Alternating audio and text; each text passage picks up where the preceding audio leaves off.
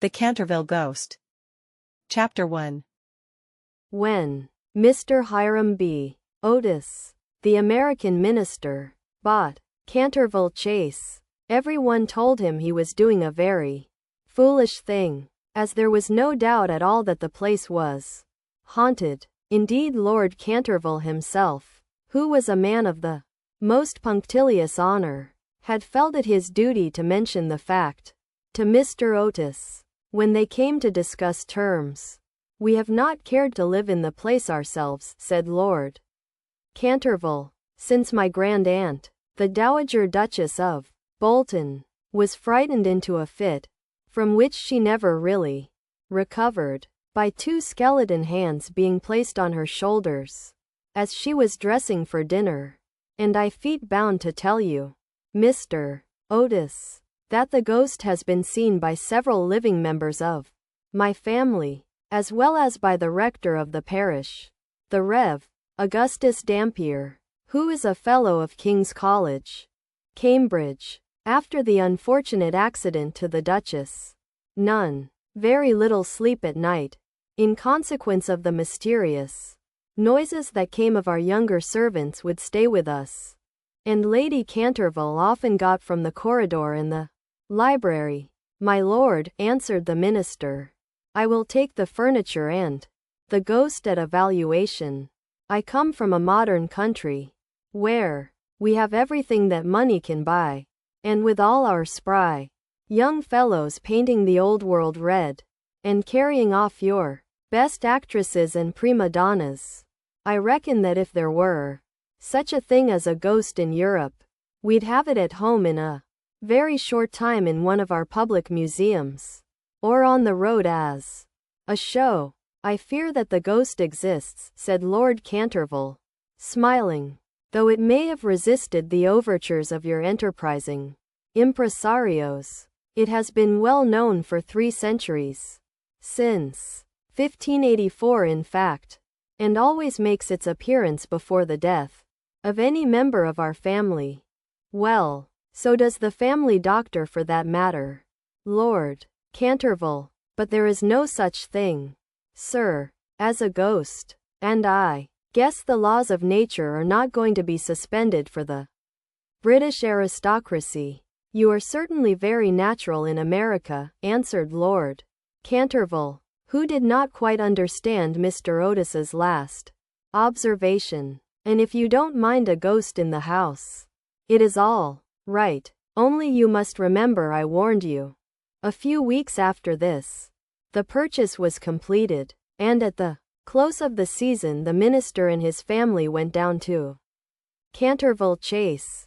Mrs. Otis, who, as Miss Lucretia R. Tapan, of West 53rd Street, had been a celebrated New York belle, was now a very handsome middle-aged woman, with fine eyes and a superb profile. Many American ladies on leaving their native land adopt an appearance of chronic ill health, under the impression that it is a form of European refinement.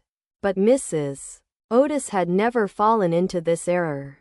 She had a magnificent constitution, and a really wonderful amount of animal spirits. Indeed, in many respects, she was quite English, and was an excellent example of the fact that we have really everything in common with America nowadays, except, of course, language. Her eldest son, christened Washington by his parents in a moment of patriotism, which he never ceased to regret, was a fair-haired, rather good-looking young man, who had qualified himself for American diplomacy by leading the German at the Newport Casino for 3 successive seasons, and even in London was well known as an excellent dancer.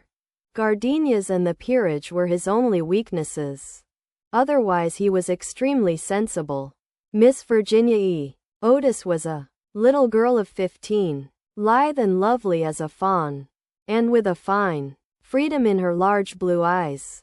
She was a wonderful Amazon, and had once raced old Lord Bilton on her pony twice round the park, winning by a length and a half.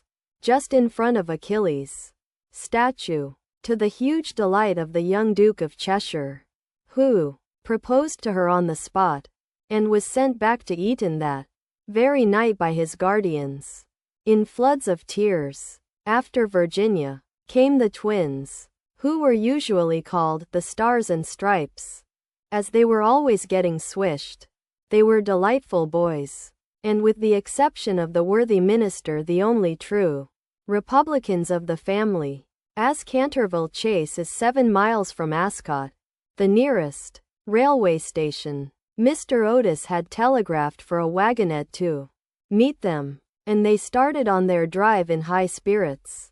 It was a lovely July evening, and the air was delicate with the scent of the pine woods. Now and then they heard a wood pigeon brooding over its own sweet voice, or saw, deep in the rustling fern, the burnished breast of the pheasant.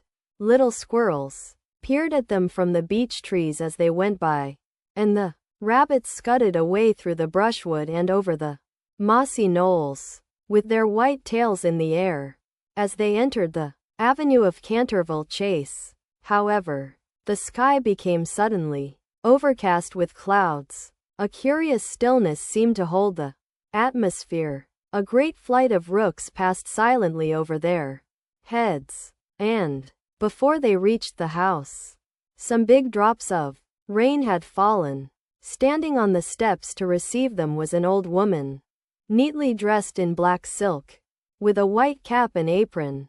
This was Mrs. Umney, the housekeeper, whom Mrs. Otis, at Lady Canterville's earnest request, had consented to keep on in her former position. She made them each a low curtsy as they alighted, and said in a quaint, old-fashioned manner, "I bid you welcome to Canterville Chase." Following her, they passed through the fine Tudor hall into the library, a tall, low room, panelled in black oak, at the end of which was a large stained glass window.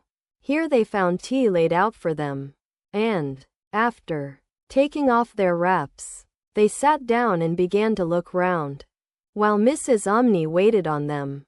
Suddenly Mrs. Otis caught sight of a dull red stain on the floor, just by the fireplace, and, quite unconscious of what it really signified, said to Mrs. Umney, "I am afraid something has been spilt there." "Yes, madam," replied the old housekeeper in a low voice.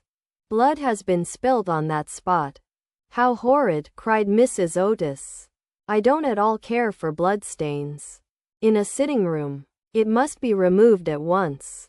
The old woman smiled, and answered in the same low, mysterious voice, "It is the blood of Lady Eleanor de Canterville, who was murdered on that very spot by her own husband, Sir Simon de Canterville, in 1575. Sir Simon survived her 9 years, and disappeared suddenly, under very mysterious circumstances. His body has never been discovered, but his guilty spirit still haunts the chase. The bloodstain has been much admired by tourists and others, and cannot be removed." "That is all nonsense," cried Washington Otis. "Pinkerton's Champion Stain Remover and Paragon Detergent will clean it up in no time." And before the terrified housekeeper could interfere, he had fallen upon his knees, and was rapidly scouring the floor with a small stick of what looked like a black cosmetic. In a few moments no trace of the bloodstain could be seen. "I knew Pinkerton would do it," he exclaimed triumphantly, as he looked round at his admiring family.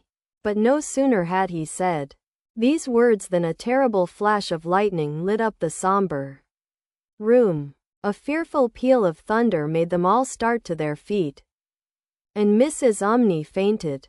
"What a monstrous climate," said the American minister calmly, as he lit a long cheroot. "I guess the old country is so overpopulated that they have not enough decent weather for everybody. I have always been of opinion that emigration is the only thing for England." "My dear Hiram," cried Mrs. Otis, "what can we do with a woman who faints?" Quote, "Charge it to her like breakages," answered the minister. "She won't faint after that." And in a few moments Mrs. Umney certainly came to. There was no doubt, however, that she was extremely upset, and she sternly warned Mr. Otis to beware of some trouble coming to the house. "I have seen things with my own eyes, sir," she said, "that would make any Christian's hair stand on end. And many a night I have not closed my eyes in sleep for the awful things that are done here." Mr. Otis, however, and his wife warmly assured the honest soul that they were not afraid of ghosts, and, after invoking the blessings of Providence on her new master and mistress, and making arrangements for an increase of salary, the old housekeeper tottered off to her own room.